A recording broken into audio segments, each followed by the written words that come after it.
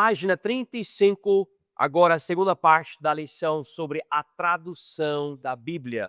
Nós não estamos lidando com a questão de qual tradução é melhor, estamos lidando com a questão de traduzir a Bíblia para povos que não têm. Que obra maravilhosa, muito precisa, e nós precisamos compreender que na nossa obra nós devemos fazer isso também.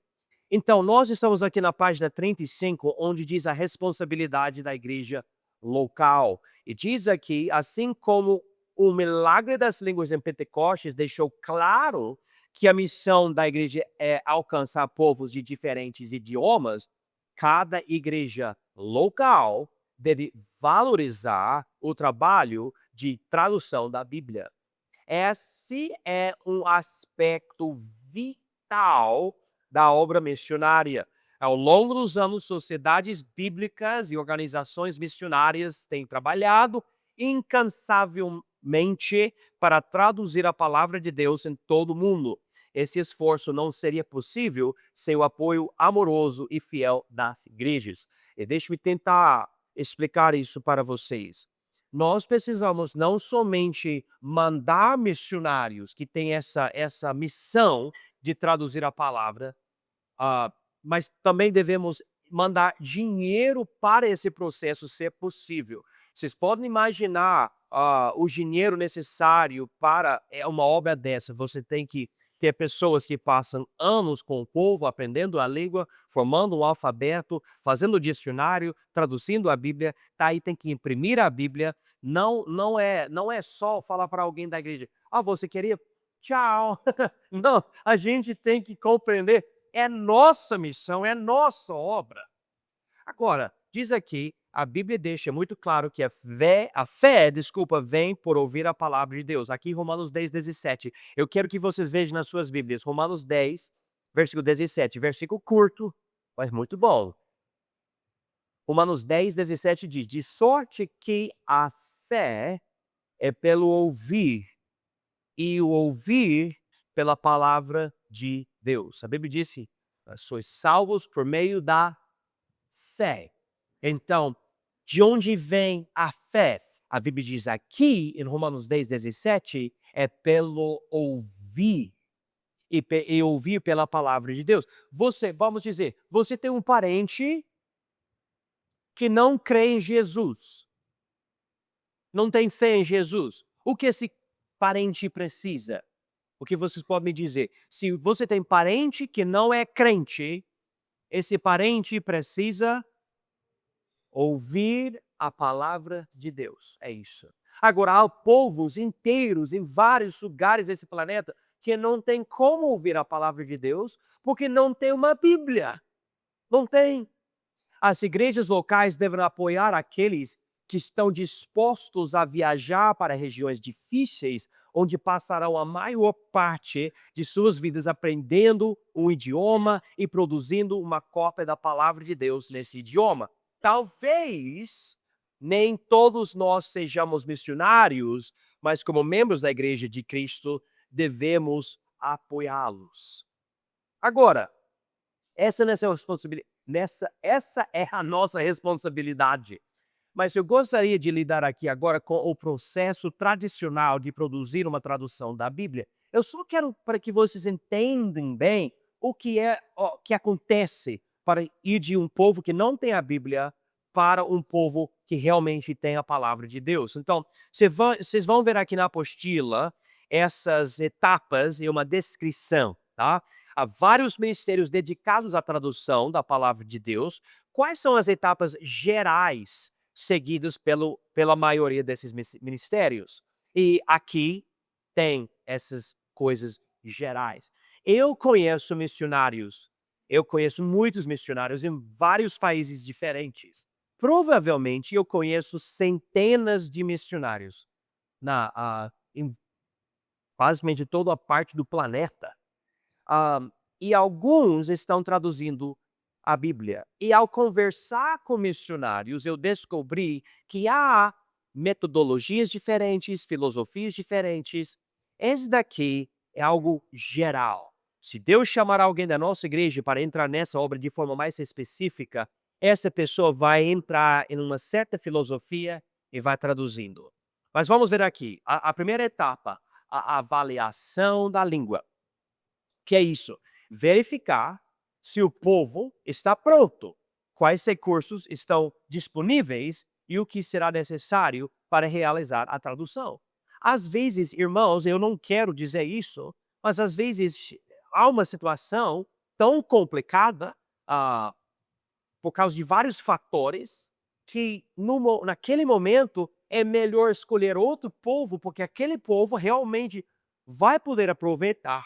Talvez seja por causa de situação do governo, e misturado com geografia e a cultura não está recebendo, não, nem tem interesse. Enquanto o outro povo realmente. Porque, deixa eu explicar algo para vocês, muito importante entender isso. Quando alguém escolhe ser tradutor da Bíblia para uma língua que não tem a Bíblia, basicamente essa pessoa está decidindo passar os próximos 10, 20, 30, 40, 50 anos com o povo. Vai com aquele povo. Então, é bom escolher um povo pronto. Então, você avalia. Vale a pena agora escolher esse povo? Talvez seja melhor outro povo. Segunda coisa, formação e treinamento da equipe.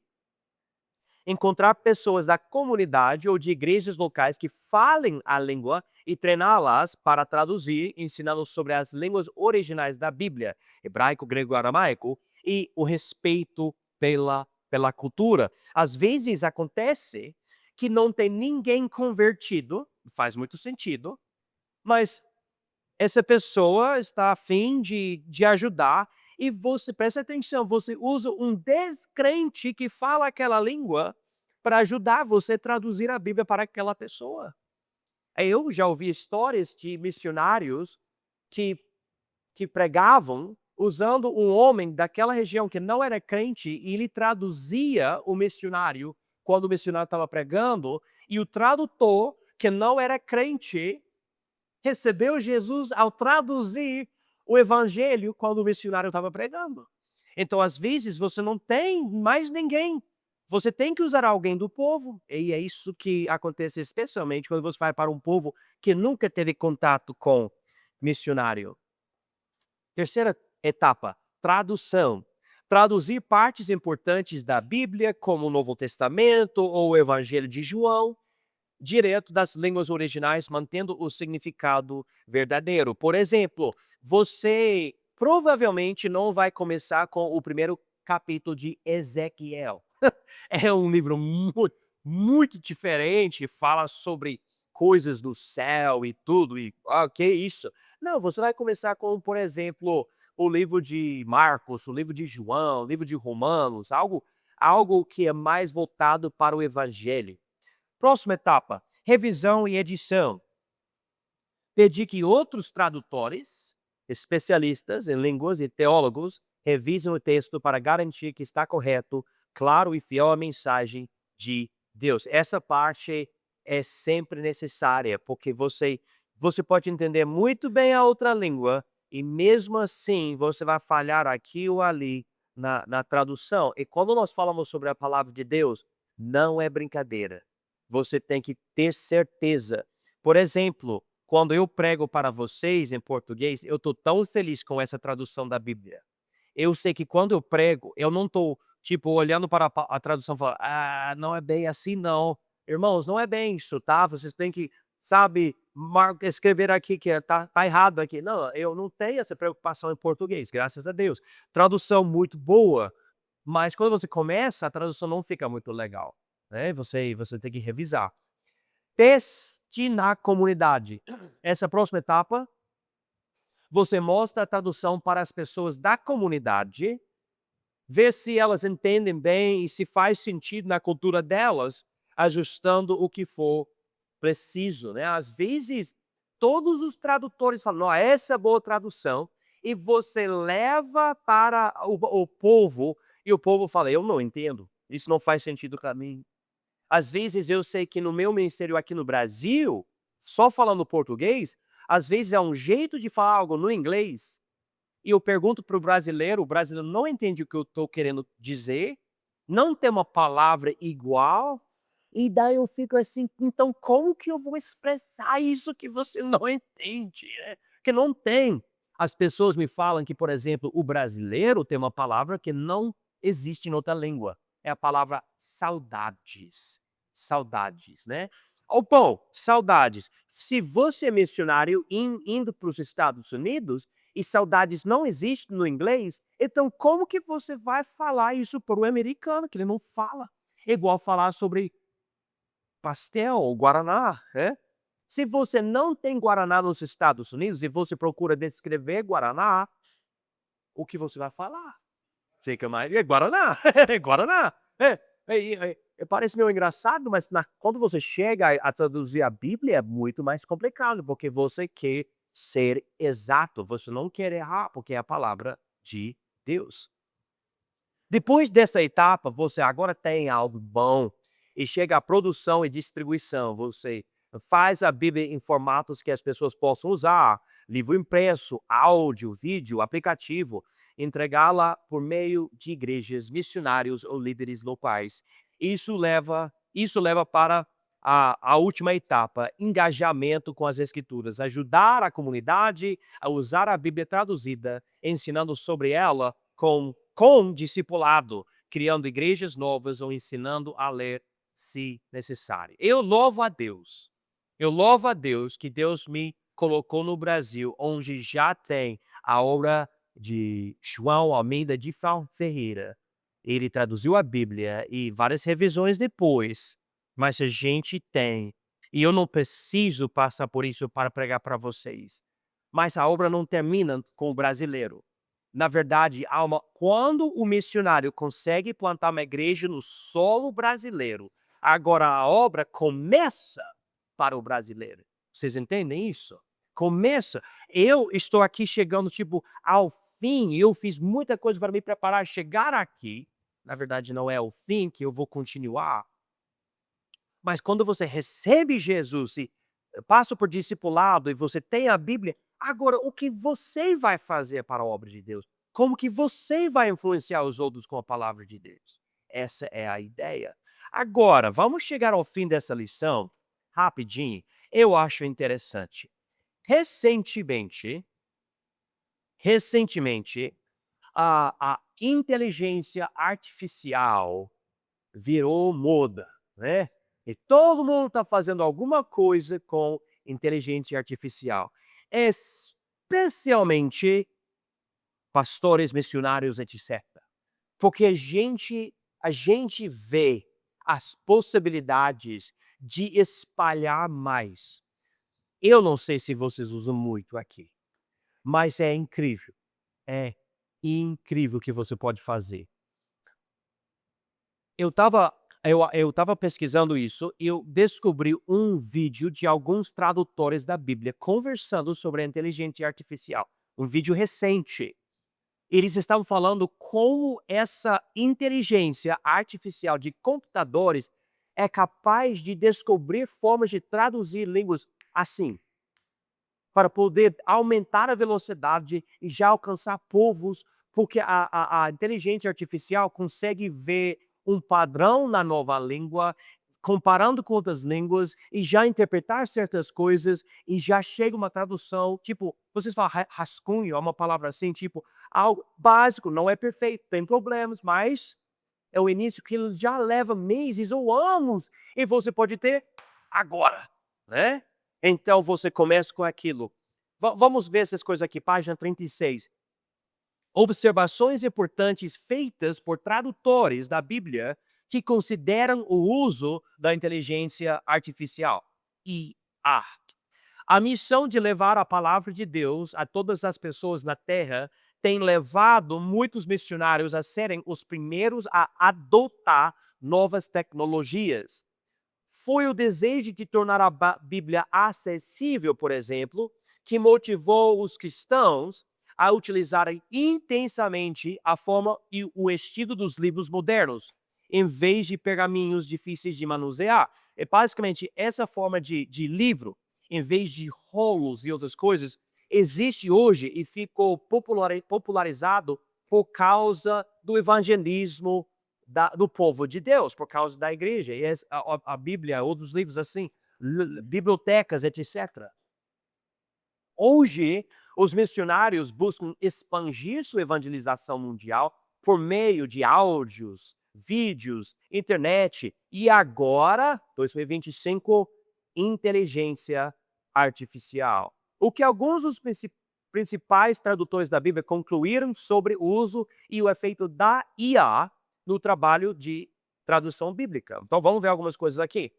Aceleração do processo. A IA pode acelerar a tradução da Bíblia ao gerar rascunhos iniciais de alta qualidade, permitindo que os tradutores revisem e aprimorem o texto com mais agilidade, né? Ah, Irmãos, por exemplo, vou dar um exemplo para vocês da IA, para vocês que nunca usam. E está disponível para todos, se vocês quiserem usar, está na internet. Anteriormente, antes de eu ter a inteligência artificial, eu queria falar algo em português e eu testei com alguém aqui ou ali, percebeu que a pessoa não estava entendendo, né? Ou eu procurava muita coisa na internet para ver o vocabulário e eu fazia muita coisa para poder falar melhor. Mas com a inteligência artificial, agora eu posso escrever um monte de coisas para o computador e falar para o negócio. Eu quero saber como falar isso em português brasileiro natural, do jeito que o povo fala. E passa a mim algo perfeito. É assim que eu quero falar. Eu quero falar desse jeito para o brasileiro. Eu não falo assim. Eu falo português americanizado. Esse é o meu problema. Então, quando nós, missionários, nós estamos vendo o potencial e a agilidade, em vez de eu gastar 1 hora pesquisando algumas coisas para poder falar melhor, eu posso receber algo instantaneamente e melhorar o meu jeito de falar.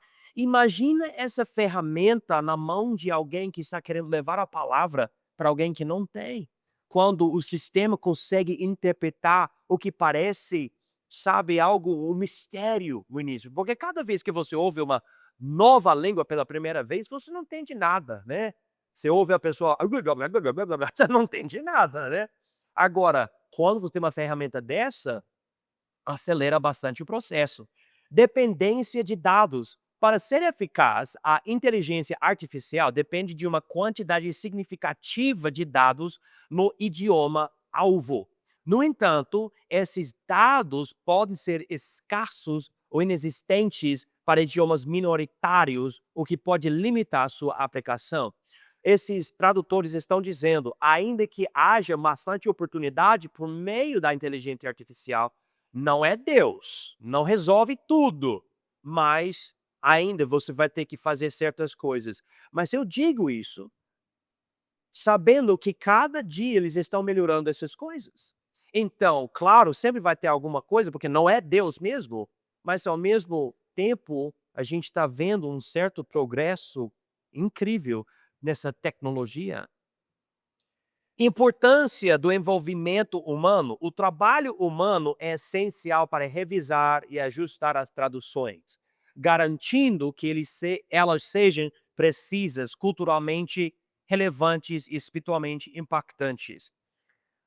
Eu concordo 100% com isso, 100%. Quando eu pesquiso algo através da inteligência artificial, eu percebo que consegue me passar bastante informação, mas a inteligência artificial não sente nada, não tem emoção. E às vezes fala uma coisa que é tão louca, achando que é normal, porque não acha nada, não tem cérebro. É só 1 e 0, fazendo cálculos para criar uma inteligência artificial. Agora, quando você traduz a Bíblia e você usa uma ferramenta dessa, essa ferramenta não tem emoção, não tem uma alma, não tem espírito. Então você tem que verificar tudo. E esses especialistas estão dizendo realmente precisa usar seres humanos para ver se está tudo certo. Próxima coisa aqui, colaboração entre organizações. trabalhar em parceria com outras organizações é fundamental para aproveitar ao máximo o potencial da IA, compartilhando recursos, dados e conhecimentos especializados. Esses grupos estão vendo, vamos trabalhar juntos com toda a tecnologia e chegar a algo melhor e maior. E claro, a gente tem que ter certo cuidado, né, para não, sabe, ter um julgo desigual, mas existe a necessidade de aproveitar as coisas que os outros estão criando. A próxima coisa, modelos de código aberto. O uso de modelos de IA de código aberto e altamente recomendável, pois oferece maior segurança. Deixa eu ler de novo. O uso de modelos de IA de código aberto é altamente recomendável, pois oferece maior segurança e transparência, permitindo que os tradutores mantenham o controle sobre a tecnologia e protejam as comunidades com as quais trabalhem. Talvez essa parte aqui seja mais técnica, mas a ideia é você pode criar uma IA e somente você sabe como é que funciona. E daí o usuário da IA não sabe se está dando algo certo ou tem uma certa influência. Então, quando você tem um sistema aberto, o usuário pode entrar e ver como que está funcionando. Isso é importante, porque quando você traduz a Bíblia, você não quer usar uma ferramenta que vai colocar pecado na Bíblia, vai colocar coisas falsas na Bíblia. Então é importante entender isso. E a última coisa aqui, garantia de qualidade. Processos rigorosos de verificação e revisão são indispensáveis, mesmo com o uso da IA, para assegurar que as traduções finais sejam confiáveis e fiéis ao texto original. Então, tem que realmente trabalhar bastante. Agora, eu falo tudo isso, quando eu estava chegando aqui hoje à noite, eu estava pensando, eu estou ensinando o povo da minha igreja essas coisas. E antes de eu pensar no povo na internet que vai assistir essas aulas, que são, sabe, pessoas querendo entrar no ministério ou estão ensinando, eu estou pensando sobre vocês aqui que querem ajudar na obra aqui, mas nossa igreja ainda é considerada uma igreja mais ou menos nova. O que eu estou falando aqui faz algo em vocês, nos seus corações? Vocês estão pensando sobre essas coisas? Uma coisa que eu estava pensando é o seguinte: nossa igreja não é uma igreja cheia de missionários e pessoas que estão me falando, pastor, eu acho que Deus quer que eu vou para a África, para a Ásia, para, sei lá. Não. Um povo que aqui está crescendo na palavra de Deus e vocês estão tendo uma influência. Mas eu vejo, por exemplo, uma coisa dessa, a inteligência artificial. E nós temos pessoas na nossa igreja, uma pessoa específica, que está estudando a inteligência artificial. Sua filha, né? Também o marido dela, que estuda para programar, ele trabalha com uma empresa que mexe com computadores. Eu estudei a tecnologia e eu entendo até um certo ponto.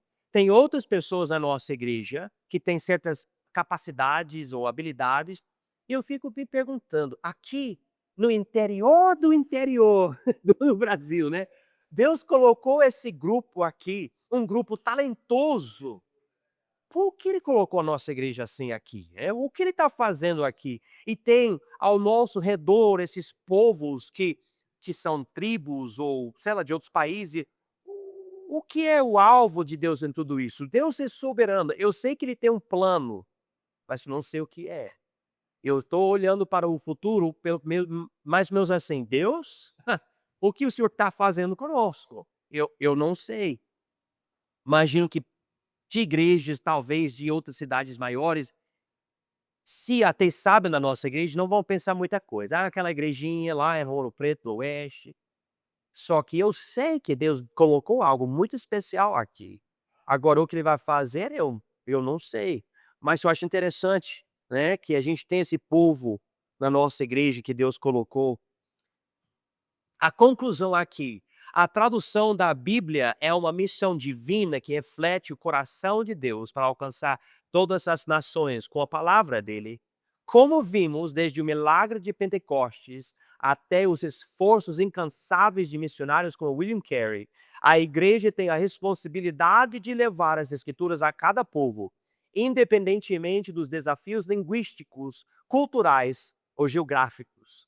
Embora a tecnologia como a inteligência artificial prometa acelerar esse processo, A necessidade de traduções precisas e culturalmente relevantes permanece, exigindo o envolvimento humano e o apoio fiel das igrejas locais. Ainda há quase 1000 línguas sem qualquer porção da Bíblia, um lembrete urgente de que a obra está longe de terminar. Que cada um de nós, movidos pela fé e pelo amor, encontre o lugar dele, seja orando, contribuindo ou indo, para que a palavra de Deus continue transformando vidas em todos os cantos do mundo. Com grande expectativa, confiamos que Deus capacitará a igreja dele para cumprir essa missão, mas não podemos perder de vista a urgência de agir.